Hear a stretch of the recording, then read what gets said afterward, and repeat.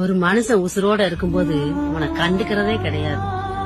கழுதையிலையும் கேவலமா நம்ம பார்ப்போம். அவன் செத்ததுக்கு அப்புறம் அவனுக்கு 1008 சடங்குகள் பண்ணணும்னு நம்ம நினைப்போம். அது எல்லாமே அவன் ஏத்துக்குவான்னு நினைக்கிறீங்களா? இந்த சடங்கை பண்றதுனால நம்மளுக்கு மன திருப்தி கிடைக்கும் நினைக்கிறீங்களா? இல்ல தங்கம், எந்த உறவா இருந்தாலும் சரி சாமி, அவங்க உயிரோட இருக்கும்போது காசு பணம் கொடுத்து உதவணும்னு இல்ல தங்கம். காசு பணம் கொடுத்துதான் ஒருத்தரை வந்து நம்ம திருப்திப்படுத்தணும்னு கிடையாது.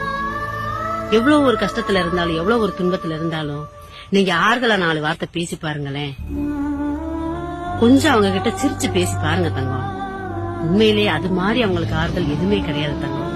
இந்த உலகத்துல பணத்தால எல்லாத்தையுமே வாங்கிடலாம் நினைக்கிறாங்க. உண்மையிலே சொல்றேன், பணத்தால சில உறவை விலைக்கு வாங்கலாம்.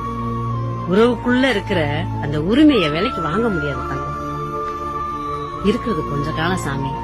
அன்பு, பாசம், புன்னகை இத பூரா பரிசா கொடுத்துட்டு போவோமே தங்கம். உறவுங்கிறது ஒரு புத்தகம் தங்கம். தவறுங்கிறது ஒரு பக்கம். ஒரு பக்கத்துக்காண்டி ஒரு புத்தகத்தை வீணாக்கிறாங்க சாமி.